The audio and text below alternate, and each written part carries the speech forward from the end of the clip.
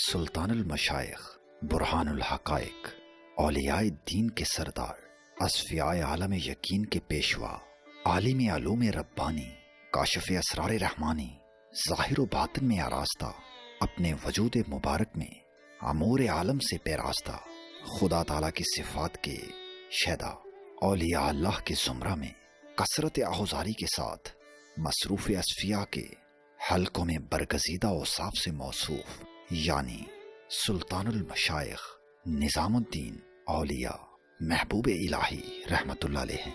یہ ان لوگوں کا تذکرہ ہے جو علماء ربانی، علماء حقانی ہیں۔ آئیے آپ کی حیات مبارکہ کا مختصر تذکرہ سنیے۔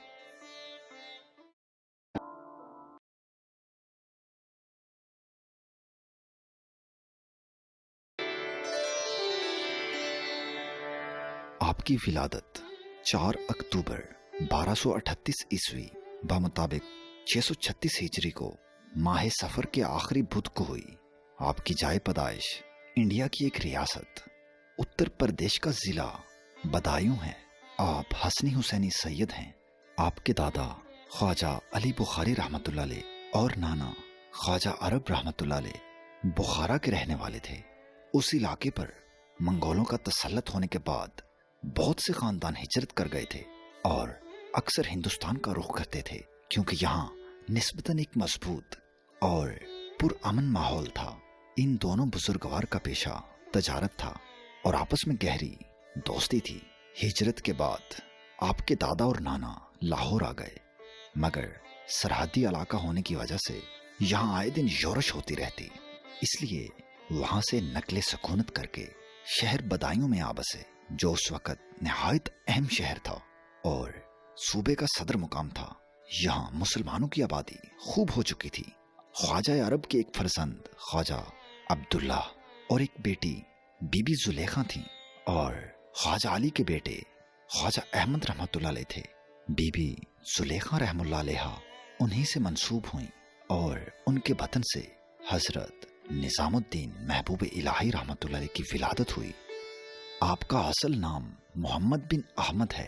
آپ کی ولادت سے قبل ہی آپ کے والد ماجد سخت بیمار ہوئے اور آپ کی والدہ محترمہ نے خواب میں دیکھا کہ کوئی ان سے کہہ رہا ہے کہ یہ بچہ قطب ارشاد ہوگا اور اس سے بہت سی مخلوق فائدہ اٹھائے گی، مگر اپنے شوہر اور بچے میں سے کسی ایک کو اختیار کر لو۔ بی بی صاحبہ کو حضرت کے مراتب دکھا دیے گئے، اس لیے انہوں نے فرمایا کہ میں اس بچے ہی کو اختیار کرتی ہوں۔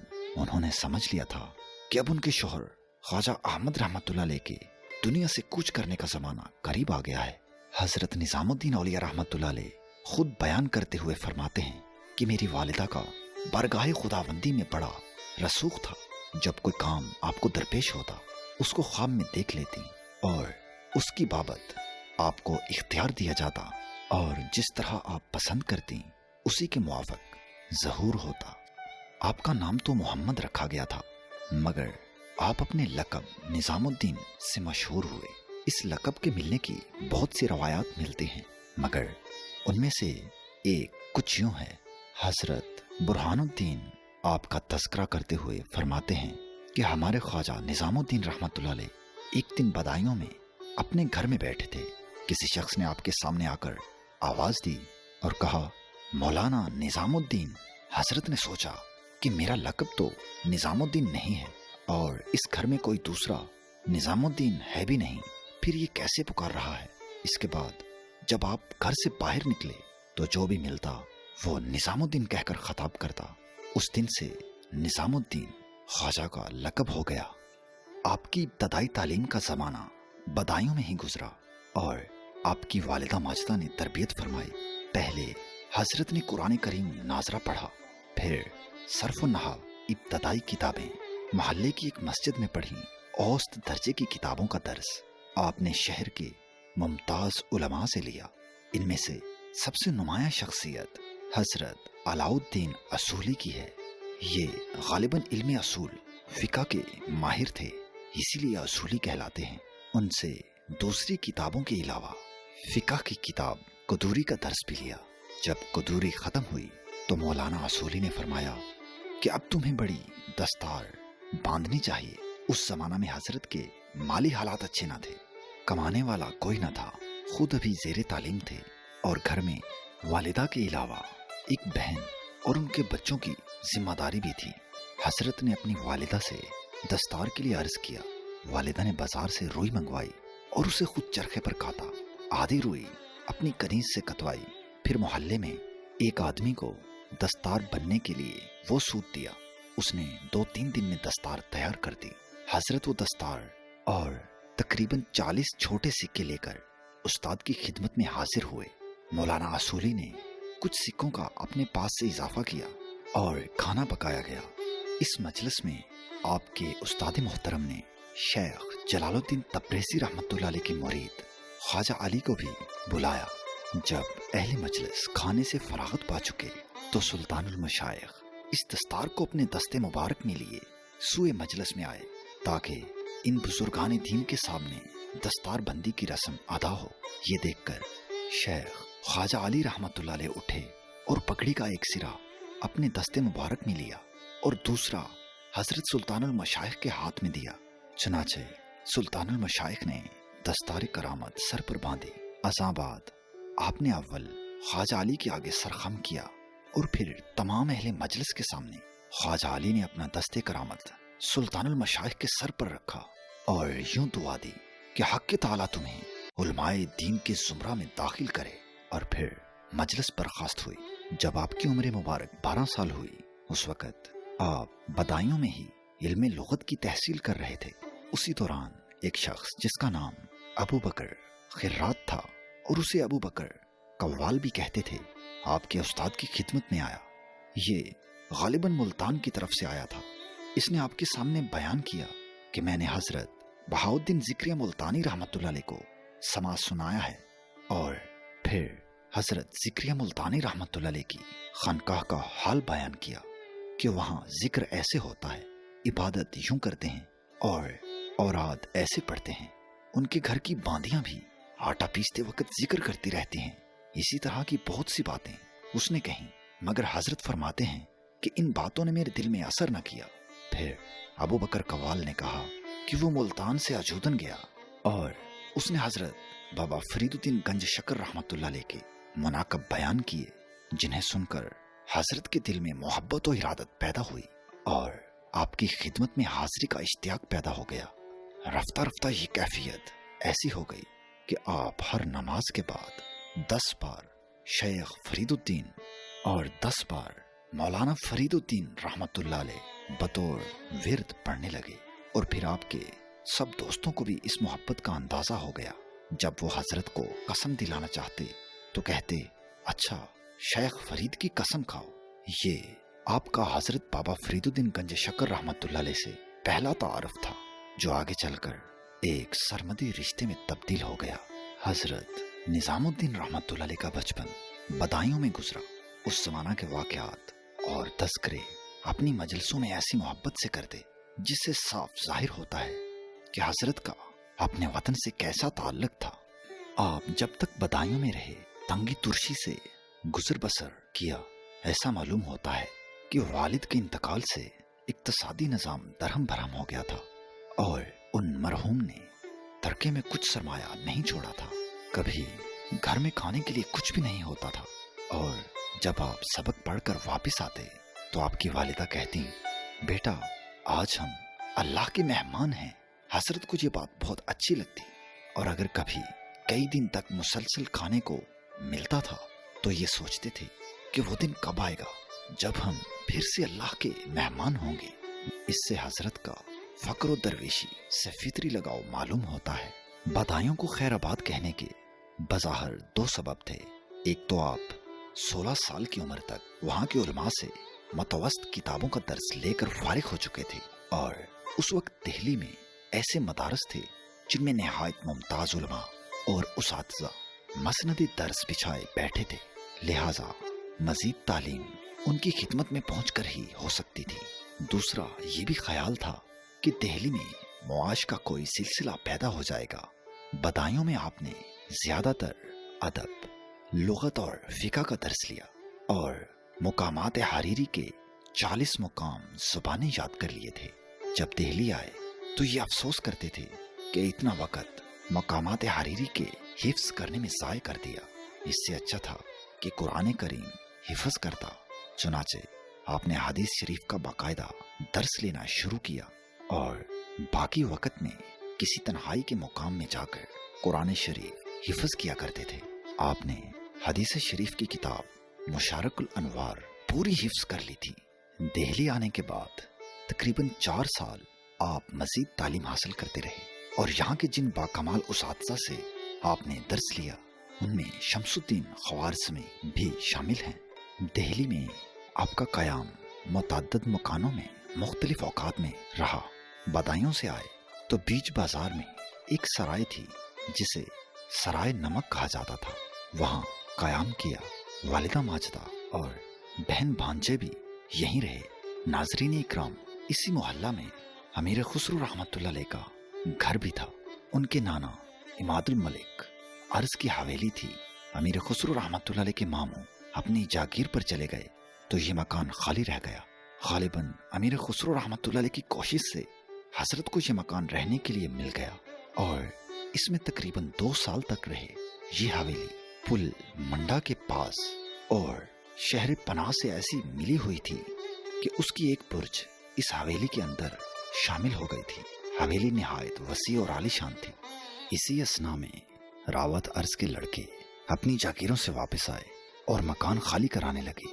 جناب سلطان المشائخ نے مکان کی تلاش میں ایک شخص کو روانہ کیا، لیکن مالکان مکان نے اپنے اعزاز کے بھروسے پر سلطان المشائخ کو اس قدر بھی مہلت نہ دی کہ آپ کوئی دوسرا مکان تلاش کر سکتے۔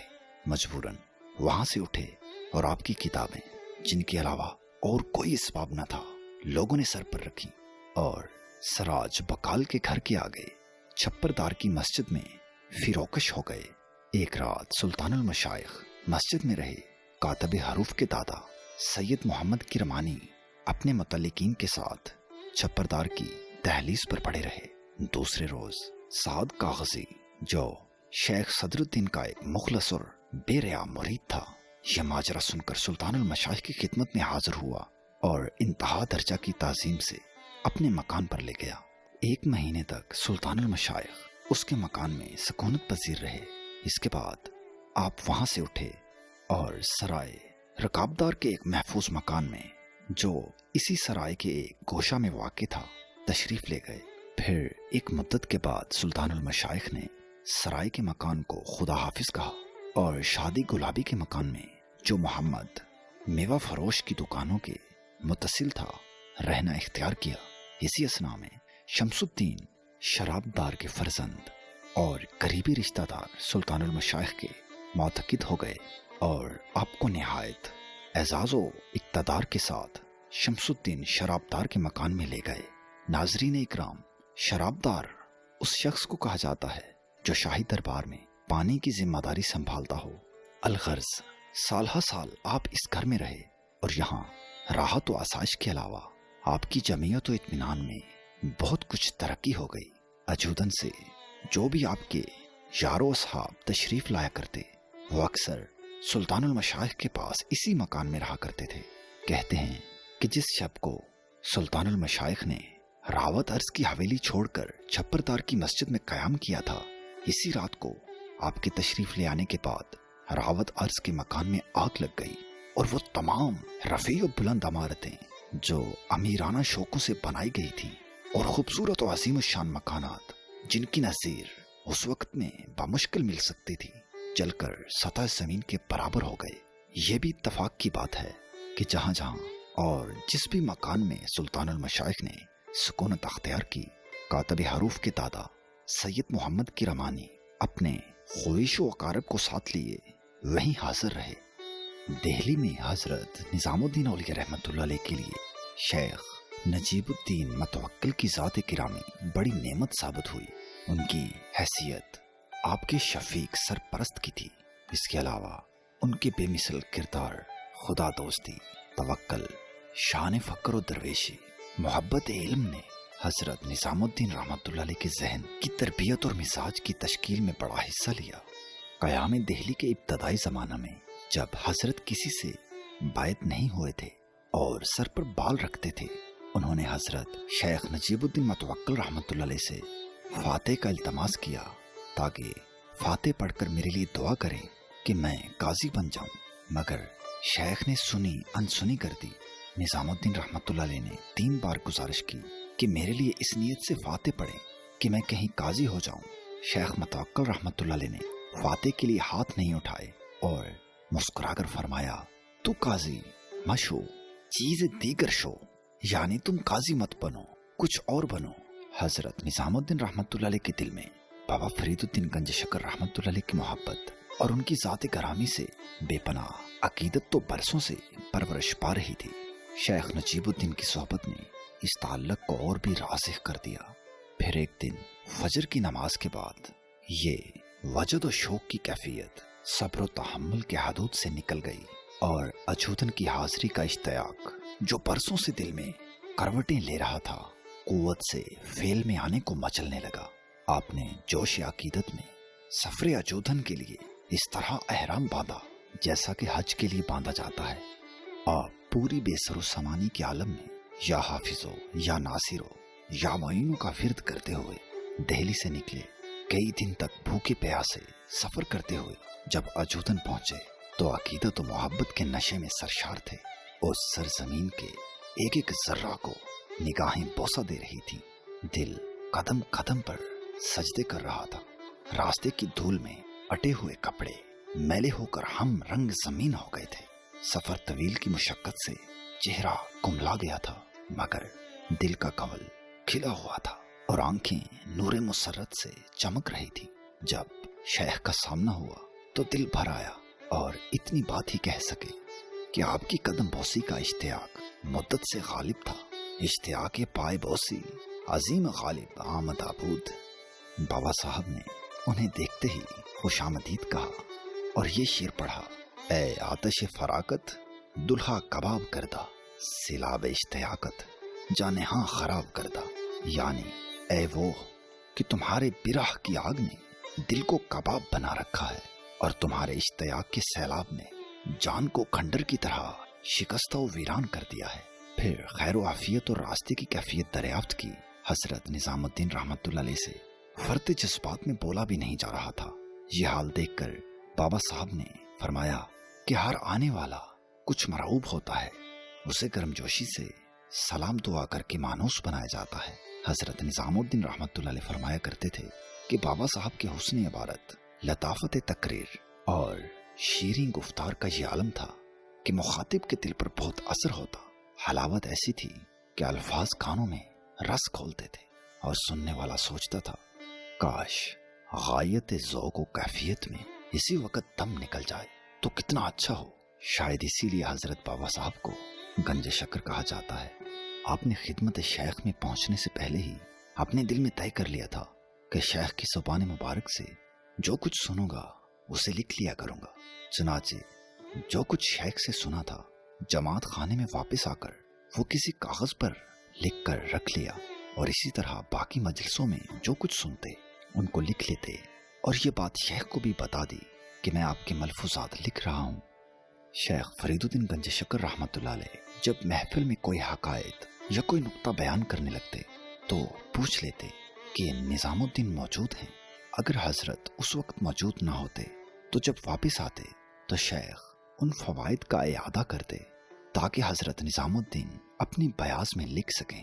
اسی زمانہ میں بابا صاحب نے ایک مجلس میں حاضرین سے فرمایا کہ میں کسی کو نعمت خلافت دینا چاہتا تھا، مگر میرے دل میں القاء کیا گیا کہ نظام الدین دہلی سے آ رہے ہیں، ان کا انتظار کرو۔ جب نظام الدین رحمۃ اللہ علیہ نے بابا فرید الدین گنج شکر رحمۃ اللہ علیہ کو بیعت کرنے کی درخواست کی تو سر منڈانے کی نیت نہیں تھی، کیونکہ سر منڈانے سے آپ کو طالب علموں میں رہنے سے شرم آتی تھی۔ بابا صاحب نے بیعت کی درخواست فوراً منظور کر لی۔ پہلے سورہ فاتحہ پڑھوائی، پھر سورہ اخلاص، اس کے بعد سورہ بقرہ کا آخری رکوع، پھر قرآن مجید کی تلاوت کے بعد فرمایا کہو میں نے اس فقیر فرید الدین گنج شکر اور اس کے خواجگان اور حضرت رسول خدا صلی اللہ علیہ وآلہ وسلم کے ہاتھ پر بیعت کی اور عہد کرتا ہوں کہ اپنے ہاتھ पैर और आंखों को महफूज रखूंगा और शरीयत का पाबंद रहूंगा। हजरत निजामुद्दीन रहमतुल्लाह अलैह ने ये अल्फाज दोहराए तो बाबा साहब ने कैंची लेकर उनके बालों की एक लट दाहिनी तरफ से किता की और अपना एक कुर्ता अपने ही हाथों से पहनाया। इसके बाद हाजिरीन से फरमाया, आज मैंने ऐसा दरख्त लगाया है जिसके साए में बहुत सी खल्क़े खुदा आराम पाएगी। सुभान अल्लाह। आपने शेख से अर्ज किया कि मैं एक तालिब इल्म हूँ, आपका क्या इरशाद है, तालीम जारी रखूं या औरादो वज़ाइफ में मशगूल हो जाऊं? बाबा साहब ने फरमाया, मैं किसी को पढ़ने से नहीं रोकता, दरवेश के लिए थोड़ा इल्म भी जरूरी है। तुम दोनों शुगल जारी रखो और देखो कौन सा गालिब आता है। बायत के बाद फरीदुद्दीन गंज शक्कर रहमतुल्लाह अलैह ने वसीयत फरमाया, जो इस फकीर का मुरीद हो उसे कर्ज नहीं लेना चाहिए और अपने दुश्मनों को खुश करना चाहिए और हकदार को उसका हक देना चाहिए। सुल्तानुल मशाइख फरमाते थे कि जिस दिन जनाब शेख शयूख आलम फरीदुद्दीन गंज शक्कर रहमतुल्लाह अलैह ने मुझे अपनी खिलाफत अता फरमाई तो इस दुआ गो की तरफ मतवज्जा होकर फरमाया, खुदा ताला तुझे नेक बख्त करे। और ये अल्फाज भी जुबान मुबारक पर जारी फरमाए, यानी कि खुदा ताला तुझे दोनों जहां में नेक बख्त करे और इल्म नाफे और इल्म मकबूल अता फरमाए। नाफे इल्म से मुराद वो इल्म है जो सिर्फ खुदा के लिए है। फिर फरमाया कि तू एक ऐसा दरख्त हो जिसके साए में खल्क़े खुदा आसाइश और राहत से रहे। अलगर्ज आप वहां से रुखसत हुए तो शेख जमालुद्दीन हांसवी के पास आए। शेख जमालुद्दीन ने नहायत खंदा पेशानी से मुलाकात की और बेइंतहा मेहरबानियों का इजहार फरमाया। इस खिलाफत नामे की इबारत का उर्दू तर्जुमा ये है,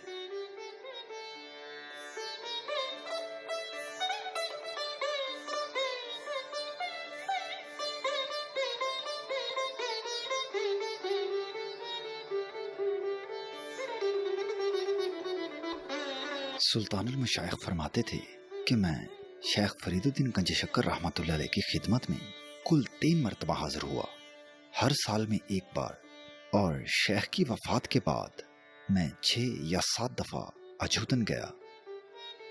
खिलाफत मिलने के बाद आप शहर दिल्ली में मुतअद्दिद जगहों पर रहे, जिनमें से बाज का तस्करा हम कर चुके हैं।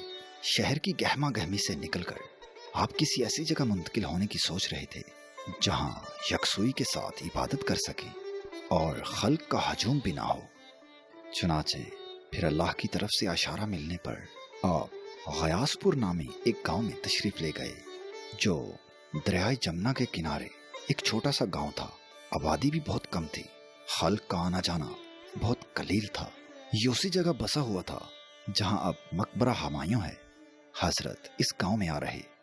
इब्तदा में एक कच्चा मकान था जिस पर छप्पर पड़ा हुआ था। जो हजरत की मकबूलियत में इजाफा होता गया, मखलूक खुदा का हजूम भी ज्यादा होता गया और ये मकान तंग महसूस होने लगा।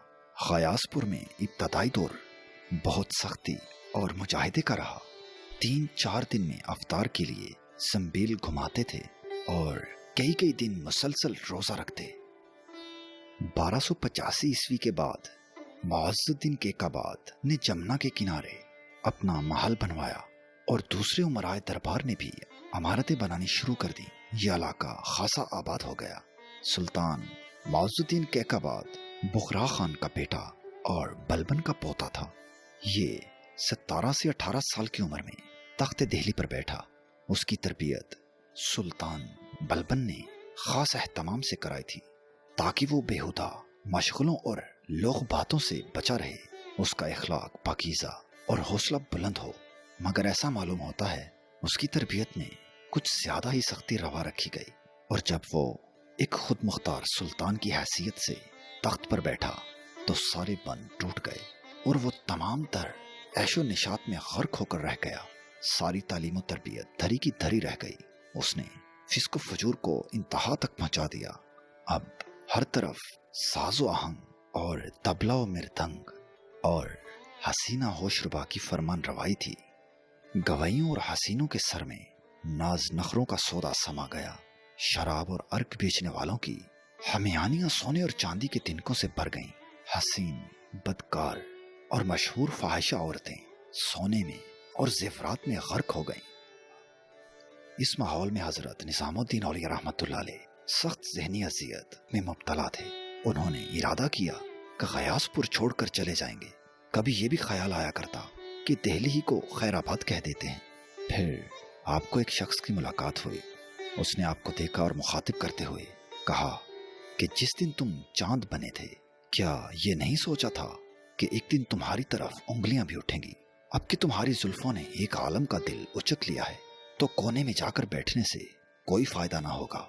जब वो ये बातें कर चुका तो हजरत ने उसके लिए कुछ खाना मंगवाया, मगर उसने ना खाया। हजरत ने उसी वक्त दिल में नियत कर ली कि अब मैं यहीं रहूंगा। जैसे ही ये नियत की, उसने थोड़ा सा खाना खाया और चला गया। फिर वो शख्स कभी ना मिला। आपने इस फिस्को फजूर के माहौल में इरशाद व हदायत का काम शुरू किया। 1287 ईस्वी के बाद आपके एक मोतकिद ज़ियाउद्दीन वकील ने दरियाए जमुना के किनारे वसी रकबे पर बड़ी और कुशादा इमारत बनवा दी, जिसमें जमात खाना भी था। इसके बालाई हिस्से पर हजरत का कयाम रहा और उसके कुछ आसार अब भी मकबरा हमायूं के शमाल मशरकी गोशे में मौजूद हैं। इस जमात खाने में इतना हजूम रहता कि आज उसका तस्वर करना भी दुश्वार है। हजरत ने बैत का दरवाजा सबके लिए खोल दिया और इसका सबब ये था कि सारे माहौल में खराबी आ चुकी थी। हजरत ने फरमाया कि मेरा तजुर्बा है कि बैत करने से कुछ न कुछ इस्लाह जरूर हो जाती है। कभी बतौर खुश तभी ये भी फरमाया करते कि मैंने ये नेमत आसानी से पा ली थी, इसीलिए आसानी से लुटा रहा हूँ। कभी यूं अरशाद फरमाते, मैं इसलिए हर शख्स को दस्त बैत देता हूँ कि कयामत के दिन बाज मुरीद अपने पीर की बख्शिश का जरिया बन जाएंगे। बैत के लिए हाथ में हाथ देने का रमज ये भी है कि जो कुव्वी बाजू होगा वो दूसरे को अपनी तरफ खींच लेगा। जब बैत का दरवाजा खुला तो लोगों का सैलाब उमड़ आया। गुनहगार लोग आपके सामने अपने गुनाहों का इकबाल करते और उनसे तौबा करते, और वो उनको अपने हल्का इरादत में शामिल कर लेते। ख्वासवाम, मालदार व मुफलस, अमीर व फकीर, आलिम व जाहिल, गाजी व मुजाहिद, आज़ाद व गुलाम, सभी आपकी खिदमत में आकर तौबा करते और उनको ताकिया यानी एक कुल्ला और मसवाक सफाई के लिए देते। इन लोगों में कसीर तादाद जो खुद को शेख के मरीदों में शुमार करती थी, बहुत सी उन कामों से परहेज करने लगी जो करने के लायक ना थे। अगर शेख की खानकाह में हाजिर होने वालों में से किसी से कोई लग़्ज़श हो जाती तो उसको तजदीद बायत करना पड़ती और शेख अस्र नो उससे इकबाल गुनाह और तौबा कराते। शेख से मुरीद होने की शर्म लोगों को बहुत से गुनाहों से ज़ाहरी और मख्फी तौर पर बाज रखती। चनाचे आम लोग या दूसरों की तकलीद में या खुद अपने एतकाद की बुनियाद पर इबादत और बंदगी की तरफ राग़िब हो गए। मर्द और औरतें, बूढ़े और जवान, सौदागर और आम लोग, गुलाम और नौकर, कम उम्र बच्चे सब नमाज पढ़ने लगे। आपके इरादतमंदों की अक्सरियत नमाज चाश्त और इशराक की पाबंद हो गई। आपकी मोतकिद लोगों ने शहर से गयासपुर तक मुतअद्दिद मकामात पर लकड़ियों के चबूतरे बनवा दिए, कुएं खुदवा दिए और पानी के घड़े और मट्टी के लोटे तैयार रहते। चबूतरे में बोरिए बिछे रहते। इन चबूतरों और छप्परों में हाफिज और खादम मुकर्रर कर दिए गए। शेख के मुरीदों, ताइबों और दूसरे नेक लोगों को उनके आस्थाना पर आते और जाते वक्त वजू करने और वक्त पर नमाज अदा करने में कोई दिक्कत न हो। इन चबूतरों और छप्परों में नमाज अदा करने वालों का हजूम रहता। इसी जमाना में बलबन के पोते के बाद दूसरा बादशाह सुल्तान अलाउद्दीन जब तख्त नशी हुआ तो वो माँ अपने खानदान के लोगों के शेख का मोतकिद हो गया। इसी तरह उमरा, बादशाह और हर तरह के लोग आपकी खिदमत में आते। हजरत की खानकाह सलातीन उमरा, उलमा फुकहा, आम खास, नौकर पेशा और अहले आरफा फुकरा मसाकिन सबके लिए एक मरकज़ कशिश बन गई थी। यहाँ कल्ब और रूह का तज़किया और सीरत व इखलाक की इस्लाह भी की जाती थी। अहकाम शरीयत की पासदारी का दर्स भी दिया जाता। दुख दर्द के मारे हुए इंसानों को तस्कीन और तसल्ली भी मिलती। फुकराओ मस्कीन के लिए खाना कपड़ा भी फराहम होता। हजरत की खानकाह में लंगर और बख्शिश का यह हाल था कि बकौल हजरत नसीरुद्दीन चिराग देहली रहमतुल्लाह अलैह के आप फरमाते हैं, ऐसा मालूम होता था कि दरिया बह रहा है शेख निजामुद्दीन को तमाम कमालात दीन और दोनों जहां की फकीरी और दरवेशी के बावजूद अताओ बख्शिश का बहुत एहतमाम था और इतनी नजर व फतुहात आती कि हजरत शेख फरीदुद्दीन रहमतुल्लाह अलैह के उर्स के दिन एक दिन के अंदर चंद लाख रुपए खर्च हो जाते। फतुहात इतनी कसरत से आती थी कि ढेर लग जाते। आपका असूल ये था कि नजराना की कोई मिकदार मुकर्रर न की जाए, कोई कुछ नजर पेश करे तो रद्द न की जाए, कोई कुछ भी ना दे तो उससे बोझ न रखा जाए। जो कुछ नजराना आता वो उसी दिन फुकरा में तकसीम हो जाता। अपने पास कोई दिरहम बचाकर न रखते। हजरत खुद तो मामूली लबास ज़ेब तन फरमाते थे, मगर नजरानों में मलूक उमरा की तरफ से हिंदुस्तान में बुना जाने वाला बेहतरीन कपड़ा हजरत के पास आता और वो सब आवाम में तकसीम कर देते। कपड़े की थानों की तह में पैसे छुपाकर रख दिए जाते ताकि पर्दापोशी के साथ जरूरतमंदों में जब कपड़ा बांटा जाए तो पैसे भी उन्हें मिल जाएं। गयासपुर और करीबो जवार के रहने वालों को रोजीना मिलता।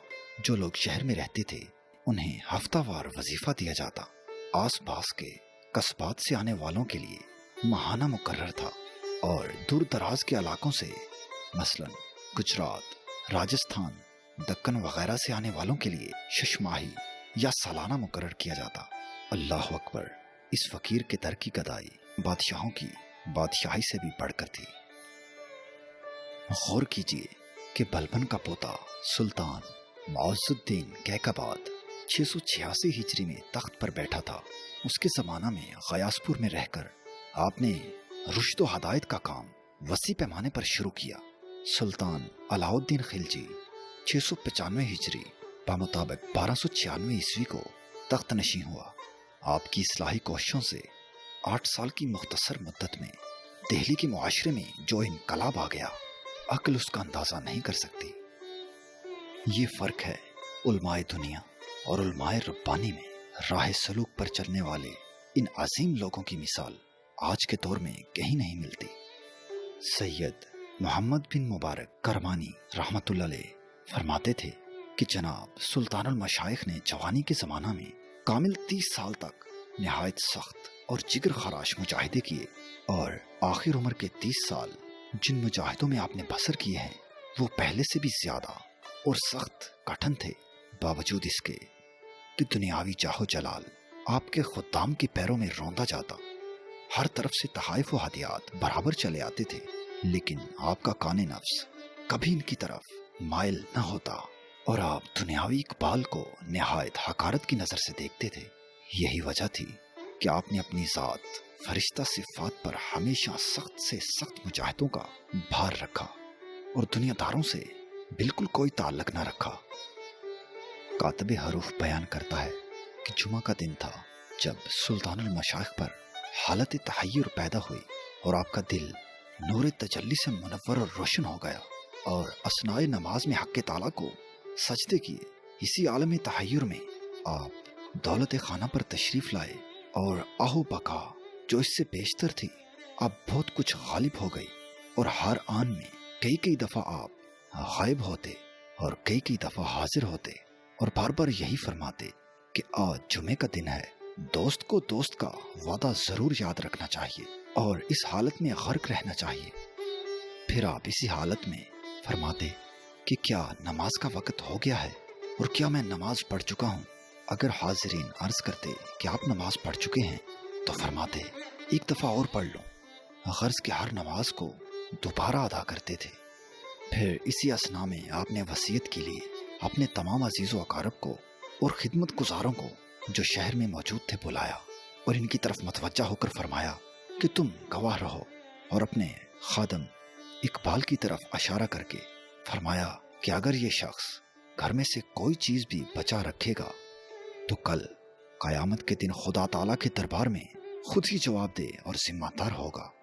मैं हुक्म देता हूँ कि जो कुछ घर में है सब राह खुदा में सर्फ कर डालो। इकबाल खादम ने हुक्म कबूल किया और इस नेक नियत और पाकीज़ा खसलत इंसान ने ऐसा ही किया। फिर आपने कहा कि मखलूक खुदा को बुला लो। जब एक कसीर अल-तादाद मखलूक आकर हाजिर हुई तो फरमाया कि अंबार खानों के दरवाजे तोड़ डालो اور سارا غلہ بے خوف ہو کر لوٹ لو اور تمام مکانوں میں جھاڑو دے دو۔ ایک ساتھ میں تمام جہان امڑ پڑا اور بات کرتے میں غلہ لوٹ لیا۔ جس وقت آپ کا انتقال ہوا اس وقت آپ کی عمر 89 برس تھی۔ الغرض سلطان المشائخ نے انتقال سے 40 روز بیشتر کھانا چھوڑ دیا تھا۔ اس زمانے میں آپ کھانے کی بو تک نہ سونگتے تھے اور آہوزاری اس حد تک غالب ہو چکی تھی کہ ایک ساتھ بھی چشم مبارک سے آنسو نہیں تھمتے تھے۔ بدھ کے روز ربیع الاخر کے مہینے کی 18ویں تاریخ 725 ہجری میں طلوع آفتاب کے بعد آپ رب العالمین کے جوار رحمت میں جا ملے اور مقام صدق و صفا اور حق تعالیٰ کی دیدار تجلی میں قرار پکڑا۔ سلطان المشائخ کے جنازے کی نماز میں شیخ الاسلام بہاؤالدین ذکریہ کے پوتے جناب شیخ رکن الدین رحمت اللہ علیہ نے امامت کی۔ نماز جنازہ کی امامت کے بعد شیخ رکن الدین رحمت اللہ علیہ کی زبان مبارک پر جاری ہوا۔ آپ نے فرمایا کہ آج مجھے یقین اور تحقیق ہوئی کہ عرصہ 4 سال سے جو مجھے شہر دہلی میں رہنے کا حکم ہوا اس سے صرف یہی مقصود تھا کہ سلطان المشائخ کی نماز جنازہ کی امامت کے شرف سے مشرف ہوں۔ الغرض ظہر کی نماز کے وقت حضرت سلطان المشائخ کو آپ ہی کے خطیرہ میں جو خلد بری کا ایک نسخہ تھا دفن کیا۔ جناب سلطان المشائخ کا روضہ مبارک آج اقالیم عالم کا قبلہ ہے۔ آپ کے روضہ کے پائنتی کی خاک تریاق اعظم ہے۔ کیا خوب کہا ہے کہ تیرے دروازے کی خاک کا ہر ذرہ عاشقوں کے لیے ایک جان بلکہ جان میں بہت بڑا بھید ہے۔